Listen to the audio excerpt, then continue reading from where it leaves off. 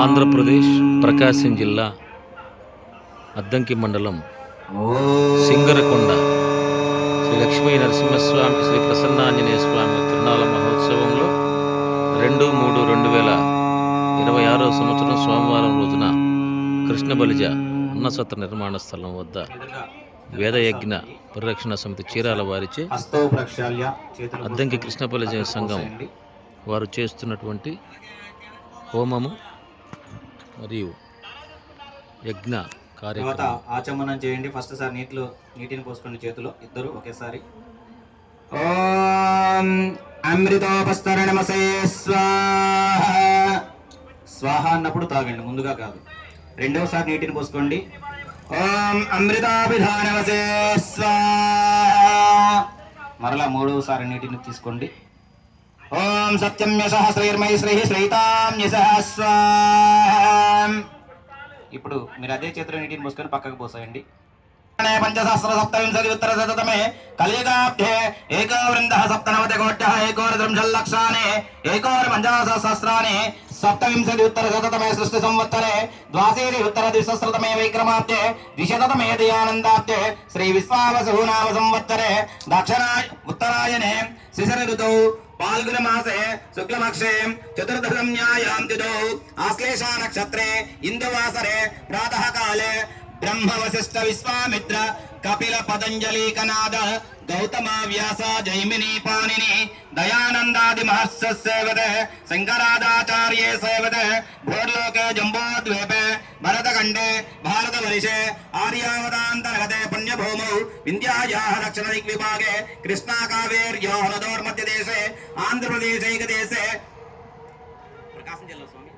प्रकाशं जिल्ला अंतर्गते अद्दंकी मंडल सिंगरकोंड ग्रामांतर्गते श्री प्रसन्नांजनेय स्वामी सन्निधौ यज्ञकुंड समीपे श्रीमान गोत्रोत्पन्नः श्रीमतां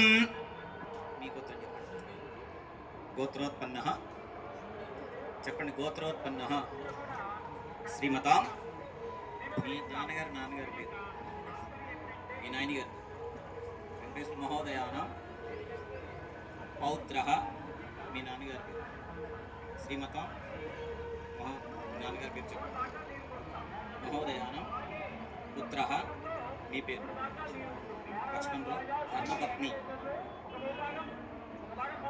నామ్ని ధర్మపత్ని సమేతస్య మీ గోత్రం చెప్పండి బహునుల గోత్రోద్భవ శ్రీమతాం మీ నాన్నగారి పేరు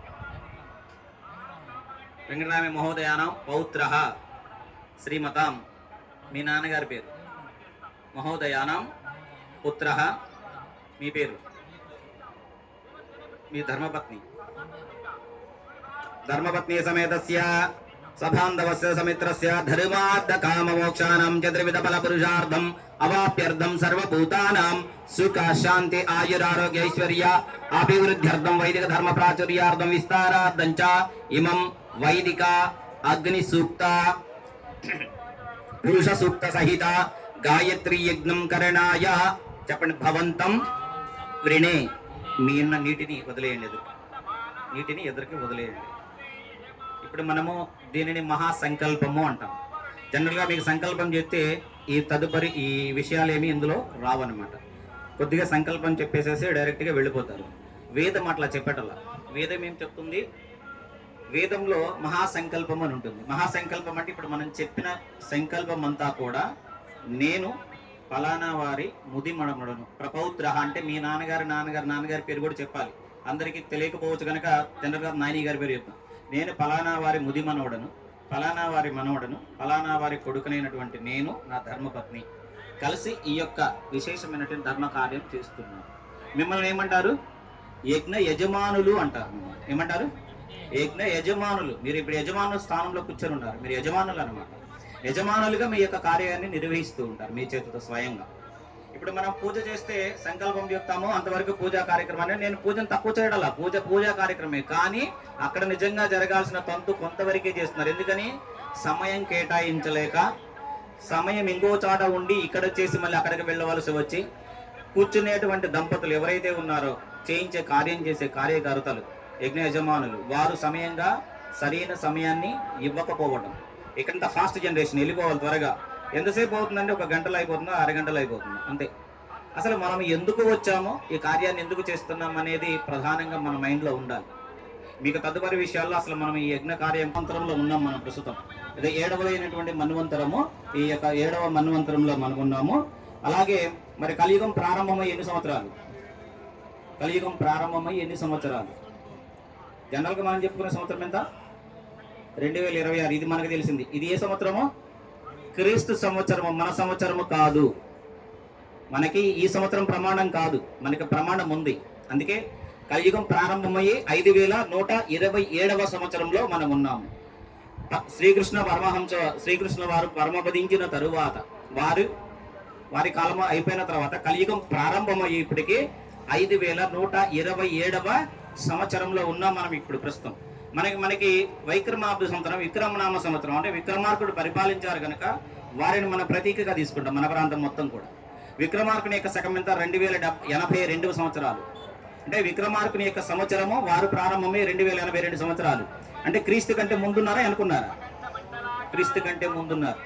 అంటే సంవత్సరాలు నేను ఎందుకు మీకు చెప్తున్నానంటే, మన కాల గణన, మన యొక్క వైభవం, మన సంస్కృతి సాంప్రదాయం, సనాతన భారతీయ వైదిక ధర్మం యొక్క విశిష్టత అది ఇప్పుడుది కాదు, కొన్ని లక్షల సంవత్సరాల క్రితంది. అలాగే ఇప్పుడు మన సృష్టి సంవత్సరం చెప్పాను. జనరల్గా భూమి పుట్టిన సంవత్సరాలు అంటే చాలా మందికి తెలియదు, మనం ఎవరు చెప్పలేం కూడా, ఎందుకంటే మనకి తెలియదు. మరి మన మహర్షులు, యోగులు వీరందరూ మనకి కాలగణన ఇచ్చారు. ఎలా ఇచ్చారు? 197,49,29,127వ సృష్టి సంవత్సరం ఈ భూమి పుట్టి ఈ విశ్వమంతా జనించి పరమేశ్వరుడు సృష్టి కార్యం చేసి ఎన్ని సంవత్సరాలైంది? ఇది నిజమా అబద్ధమా? నమ్మశక్యంగా లేదు కదా. వాస్తవికంగా ఇన్ని సంవత్సరాలు ఉంటాయని ఎవరికి తెలియదు. కానీ అందుకే వైవస్వతే మన్వంతరే, వైవస్వతుడి యొక్క మన్వంతరంలో ఉన్నాం. ఇలాంటి మన్వంతరాలు 6 గడిచి వెళ్ళిపోయినాయి. ఇది 7వ మన్వంతరం. ఇట్లాంటి మన్వంతరాలు ఇంకా ముందుంటాయి. సృష్టికర్త ఆగిపోదు. 4 యుగాలు ఉంటాయి. ఈ 4 యుగాల తర్వాత మళ్ళీ యుగం ప్రారంభం అవుతుంది. అంటే సృష్టి తనలో ఐక్యం చేసుకుంటాడు పరమేశ్వరుడు. మరలా సృష్టికర్త అయిన పరమేశ్వరుడే బ్రహ్మదాని మరి మనకి మరలా సృష్టిని ఆరంభం చేస్తారు. అందుకే ఎవరెవరిని చెప్పాం మనం ప్రమాణం? బ్రహ్మ, వశిష్ఠ, విశ్వామిత్ర, కపిల, పతంజలి, కనాద, గౌతమ, వ్యాస, జైమిని, పాణిని, దయానందాది మహర్షుసేవితే. ఎంతో గొప్ప మంది మహర్షులు ఈ పుణ్యభూములు జన్మించారు. వారి కారణంగా ఈ మహర్షి అయినటువంటి బ్రహ్మ ద్వారాగా ఈ యొక్క కార్యక్రమం చేస్తున్నాము. అంత పర్యంతం ఉంది ఇక్కడ. మరి ఈ జ్ఞానం బయట ఎవరు చెప్పరు, దొరకదు కూడా. ఎందుకంటే లభ్యము కానిటువంటి చెప్పినా నమ్మే స్థితిలో మనం లేము. ఎందుకని? ఇదంతా నిజమా? నిన్నగాక మొన్న ఉన్న సంవత్సరం అయితే ఈయనేంటి 5,127 అంటాడు, మళ్ళీ 197 కోట్ల సంవత్సరాలు అంటారు. మీరు కావాలంటే సైంటిఫికల్గా ఒకసారి రీసెర్చ్ చేసి చూడండి. ఈ విశ్వం జనించి ఎన్ని సంవత్సరాలు అయిందంటే దాంట్లో వస్తుంది దగ్గర 200 కోట్ల సంవత్సరాలు. ఇప్పుడు నేను చెప్పిందంతా 197,49,29,127 సృష్టి సంవత్సరం జరుగుతూ ఉంది. ఇది పర్యంతం. అందుకు ప్రమాణికము ఫస్ట్ బ్రహ్మ అనే మహర్షి ద్వారాగా సృష్టి అయినటువంటి పరమేశ్వరుడు బ్రహ్మ ద్వారాగా ఫస్ట్ మనకి ఈ యొక్క పరంపర ఇచ్చారనమాట. ఆ పరంపరలో భాగమే ఇవాళ మీరు చెప్తున్నారు. మీకు ముందు మీ నాన్నగారికి ముందు మీ తాతగారు, వారికి ముందు అలా చెప్పుకుంటూ పరంపరను తీసుకుంటా వచ్చాం. అందులో మన పరంపరకి ఎవరో ఆధారము? రామానుజాచార్యుల వారి పరంపరలో మనం ఉన్నాం. కానీ వారికంటే ముందు పరంపర చాలా ఉంది. కానీ మనకి ప్రామాణికం ప్రస్తుతం వారు. కానీ వారికంటే ప్రామాణికం చాలా మంది ఉన్నారు. అలా ఎవరికి వారు. ఇక్కడ కులాలు వచ్చినాయి. కులం కాదు, ఇక్కడ 4 వర్ణాలే ఉన్నాయి. వర్ణాన్ని చెప్పక కులాన్ని పెట్టి కులం అనే ఒక కుంపటిలో మనందరిని కూర్చోబెట్టి చేస్తున్నారు. అది వాస్తవికంగా అయితే మనం చేసే కార్యక్రమం ఇది. ఎవరు చేయాలి ఇక్కడ? ఎవరు కూర్చొని చేయాలి? బ్రహ్మస్నానం, బ్రాహ్మణుడిది. నేను బ్రాహ్మణుడినా? I mean religion, not Brahmin, but present I'm Brahmin. ఎందుకని? బ్రహ్మ జ్ఞానం ఎవరైతే పొందుతారో, ఎవరైతే వేద వచనాలను, వేదాన్ని చదువుతారో, ఎవరైతే ప్రామాణికంగా తీసుకుంటారో వారు బ్రాహ్మణులు. బ్రాహ్మణులు అంటే వేదాన్ని చదివేవాడు, చదివించేవాడు, వేదాన్ని వినేవాడు, వినిపించేవాడు, యాజాన్ని చేసేవాడు. యాజం అంటే యజ్ఞము చేయించేవాడు, చేసేవాడు, దానము చేసేవాడు, దానాన్ని తీసుకునేవాడు. ఇతననే బ్రాహ్మణుడు అంటారు ఒరిజినల్గా. ఇది బయటకు రాదు, చెప్పరు కూడా. ఎందుకని? బ్రాహ్మణ కులంలో పుడితేనే బ్రాహ్మణుడు, మిగతా కులాల్లో పుడితే మిగతా వాళ్ళు. కానీ ఇక్కడ వేదం ఏం చెప్తుంది, నీవు కూడా బ్రాహ్మణుడు అవ్వచ్చు. జన్మనా జాయతే శూద్ర సంస్కారాత్ విజి ఉచ్యతే. ఇది వేదంలో చెప్పబడింది, మనధర్మ శాస్త్రంలో చెప్పబడింది, సాక్షాత్ భగవద్గీతలో చెప్పబడింది. మొత్తం ప్రామాణికం ఇక్కడ ఉంది. మీకు కావాలంటే ప్రతిదీ సైంటిఫిక్ ప్రూఫ్ ఉందన్నమాట ప్రతిదానికి కూడా. ఇది కాదా కరెక్టా అవునా అని చెప్పడానికి. అలాంటి శాస్త్రాధారంగానే మనం ఇక్కడ ఈ యొక్క కార్యక్రమం చేయడం. ఎందుకంటే ఎవరిని తక్కువ చేయడం కాదు. ఎవరైనా సరే ఈరోజు మనం చెప్తున్నట్టు మహర్షులందరూ కూడా ప్రతి ఒక్కరూ ఉన్నతమైన కుటుంబంలో పుట్టాల, ఉన్నతమైనటువంటి స్థితిలో లేరు. వారి వారి సంస్కారాల చేత వారు ఉత్తమ స్థితికి వెళ్ళారు. ఇదే భారతీయ వైదిక ధర్మము నిజంగా. కానీ దీనిని ఎందుకు పక్కన పెట్టారంటే, ఇదే గనక కొనసాగితే కొంతమందికి మనుగడ ఉండదు.